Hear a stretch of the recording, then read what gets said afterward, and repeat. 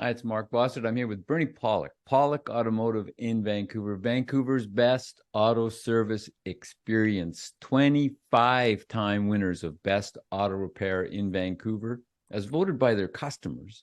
We're talking cars. How you doing, Bernie? Doing very well.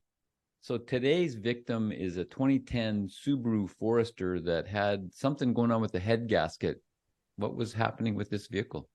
Yeah, so the owner brought the vehicle to us saying that the head gaskets would need to be replaced. There was some fluid leaks coming out of the engine, coolant, and oil. Usually it's just oil, but this one had some coolant leakage as well. So do you need to do any kind of inspection and diagnosis when this is the case? The customer comes in and tells you what's going on? Yeah, we always do some testing and diagnosis because as much as I like to say that there's that saying the customer is always right in the automotive world, and say the customer's often wrong, but they'd had it looked at somewhere else. And so we did look at it. It's a pretty easy verification on a Subaru. I'll show some pictures in a little bit, but you can see where the head gaskets leak on these things. It's very noticeable, and there's not really any further diagnosis beyond a visual inspection needed. But the one thing that was interesting about this one is, the coolant and oil had mixed, so the actual engine oil had a bit of a chocolate milky effect. So this head gasket was actually in worse shape than most we see. So what repairs did you do? Well, we basically replace the head gaskets and do everything that's involved. So when we do the head gaskets, we, of course, do the timing belt at the same time. We'll talk about that a little later on, but the head gaskets are, we have to remove the timing belt. We have to remove the cylinder heads and everything associated, the exhaust manifold, the intake manifold. In this case, we had the cylinder heads pressure tested just to make sure there wasn't a crack in the heads, only because there'd been coolant and oil had mixed. So that's a little more extreme than usual.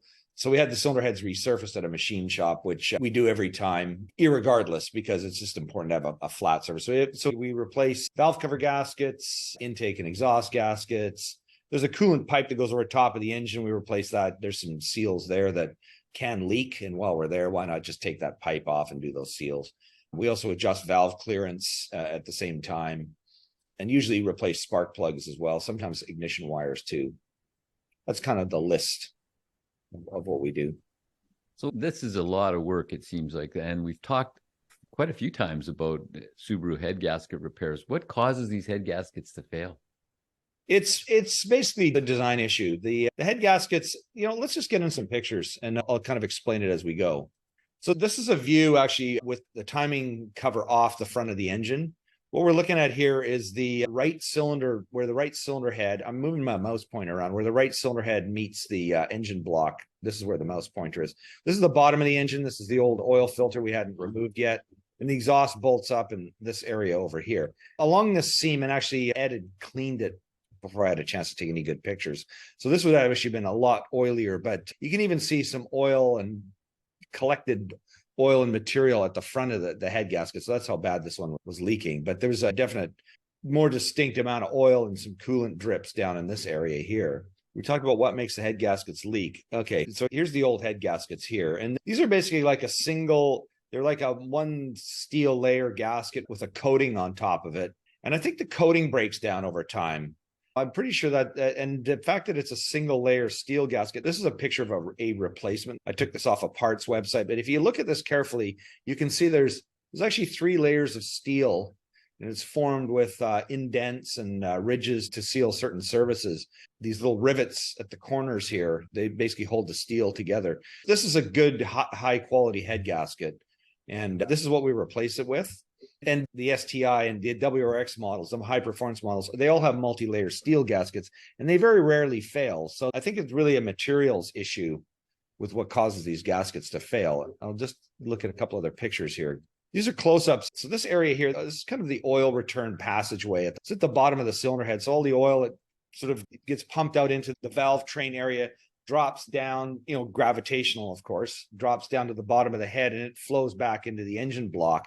And so oil sits in this area, and this is where the leaks will often occur. This passageway here, again, moving my mouse pointer, these 2 passageways here are where coolant flows through the cylinder head and the engine block. So, if you have any deterioration between these 2 surface areas, you're going to get coolant and oil mixing. It's kind of hard. This is smartphone photography, so it's hard to get really fantastic resolution, but I think this next picture is a little better. you can actually see where the arrow points, a little bit of a pitting in the actual coating here where it's broken apart. And we tend to see this every time we do one of these gaskets. You can see a deterioration of this coating here. So to answer your question with many words, that's the reason. It's just poor gasket material. We have more pictures. So this is a view of the engine, mostly reassembled. The fans aren't put back in, but this is the intake without the upper radiator hose, with the timing covers on the front of this engine. And the intake's in. The fuel lines, of course, are yet to be hooked up. So this is partial process, but this is with the new head gaskets installed. And this is a view of the engine with the heads off. So this is basically looking at the engine block. We do this in car. Sometimes we remove the engine, but most of the time we just do it in car because it's actually simpler. And it's not necessary to remove the engine. I mean, you can do the rear crankshaft seal. It's very rare that those ever leak. So there's not really a lot of time savings either way. This, of course, has the front of the engine cover off. There's a water pump there, crankshaft sprocket where the timing belt goes. And I think that is the extent of our slideshow. So obviously, I guess the big question is then you put in an upgraded gasket when you do this repair. Yeah, we do. Now, here's the thing. I was sort of thinking to myself, this car is now 12 years old. That original crappy gasket lasted for 12 years. So maybe 11, it probably failed a while ago. So, that's a pretty decent amount of time, but there are head gaskets. I mean, there are cars, engines where you could run it for probably 30 years before a head gasket fails. So, over my many years of working on cars, there are certain engines where there's certain cars have predictable head gasket failures. I mean, this Subaru 2.5 engine is probably the most common one just because of the oil leak situation. So it's better to put an upgraded gasket in.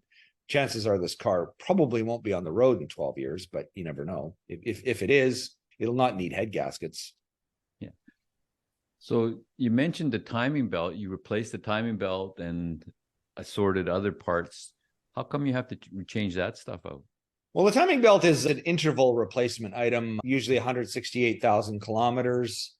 In time, like mileage interval, I think there is a time interval, but honestly, they last a long time. It's a very durable belt, unlike the previous generation of Subarus, which I owned one of, with the one with the 2 timing belt, 1.8 liter engine. Those things snap timing belts at sometimes 50,000 kilometers. Just absolute garbage. But these timing belts are really, they're fat. They're like, way over an inch thick, inch wide. Not thick. That'd be a tough belt to turn. They're at least an inch wide, if not an inch and a quarter. So there's a lot of surface area, and they use round tooth timing belts. It's interesting that timing belts used to have a square tooth, and those would break much easier. Round tooth belts last much longer. I don't know why, but they work way better. So anyways, we do the timing belt, the water pump at the same time because it's driven by the timing belt. We also replace the tensioner pulley and a tensioner assembly, as well as the 3 idler pulleys. We do the front engine oil seals, cam and crankshaft seals. The reason we do all of them is, they've all got the same amount of mileage and usage out of them. And so those parts, if they're not failed now, they will fail in the near future. And, then you're going to have to pull everything apart again and basically redo the job. So it's best to just do everything at one time, bite the bullet, get everything done, and then it's complete. Now, when we do a head gasket job on a Subaru, we don't always do the timing belt because sometimes, the owners had the timing belt replaced previously, say at 168, and then the vehicle gets like 190,000 kilometers and the head gaskets are leaking. Well, it doesn't make sense to change the timing belt or water pump if it's already been done. But one thing we always do is we always replace the hydraulic tensioner and pulley assembly. It's an oil-filled, not with engine oil, but it's, it's a separate piece. It's an oil-filled tensioner. They will fail even though you follow the service procedure of compressing it, you put a pin in it. Sometimes they'll fail. And I've seen it on many different cars. So we just make a practice of, if it comes apart, it gets replaced, because once we do the job, it's kind of on us if it fails. So as I mentioned before, we've done quite a few podcasts on head gasket replacement on these. What's the range of vehicles where they had these problematic, if we could say that, head gaskets? If memory serves me correctly, I think 1999 is the first year of this engine. And so, we've been doing them from 99 models up until this is a 2010. I think they put them in slightly newer versions, maybe up to 2012. But by 2013, there's definitely no more of these 2.5 single overhead cam timing belt engines. In WRXs, they still use the dual overhead cam with a timing belt, but they're not as prone to head gasket failures. We have done them, but they're not nearly as common of a failure. And often those will fail more from a coolant leaking into the cylinder problem as opposed to the oil leaking externally problem. And so the change was not only they replaced the head gasket material, but they also went to a timing chain. Yes, they did. Now, here's the thing. They could have just used the same kind of gasket material, but for some reason, whenever they changed it to the timing chain model, we haven't seen a head gasket failure on one of those yet. Not many engine repairs on those, which is sad for us, but fortunate for the owners of Subarus. You always want to have a car that doesn't need to visit the mechanic too often. I mean, there are problems with those engines in that, they have oil consumption and oil burning issues, which is actually worse. If you're buying a used one, it's hard to know whether it's an actual oil burner or not till you buy it. But I mean, it doesn't affect every model, but it does some, and it is a known problem and very hard to fix. But dang it, that's a subject for another podcast. So were there any other parts that you would replace with this service? I think we've covered it all. And how did the Forester run after repairs? That was good. That actually ran fine when it came in the door too. And that's the thing about a lot of these Subarus is they actually run fine. They'll just leak oil. And sometimes it's not like puddles of oil. I mean, the worst one we've ever had, there was like a drip, drip, drip on the ground. But this person had left it for a very long time. But most of them, it's just oil, seepage. And most people are proactive. They want to make sure they take care of their car because the seepage will eventually lead to drip, drip, drip. But they usually run okay unless it's actually blowing coolant into the cylinders, and then it's a problem. But that's very rare for a single overhead cam. How reliable are Subaru Foresters? Yeah, they're a really reliable car. I can say there's probably two very predictable problems with Subarus. One of the 2.5 liter single overhead cam head gaskets. I was thinking before doing this podcast that they always say there's two things in life that are guaranteed: death and taxes. Well, if you own a 2.5 liter Subaru, you're also guaranteed to have to do a head gasket if you own it for, a certain period of time. You said there's two things. What was the other issue? Oh yeah, wheel bearings. They tend to have wheel bearing issues, and often they're rears, but they develop noisy wheel bearings. So, I mean, that's not nearly as much of an issue as a head gasket for cost, but that's kind of a predictable issue as well, and more the rear than the fronts. If you're looking for service for your Subaru in Vancouver, BC, Canada, the guys to see are Pawlik Automotive. You can book online on their website, pawlikautomotive.com. There actually is over 1,000 videos on there of all kinds of repairs, all types, makes, models, vehicles. We've been doing this for 10 years. And of course, you can also just call them to book. You have to call or book ahead because they're always busy. And the number to call is 604-327-7112. Thanks so much for watching and listening. We appreciate it. Thanks, Bernie. Thank you, Mark. Thanks for watching.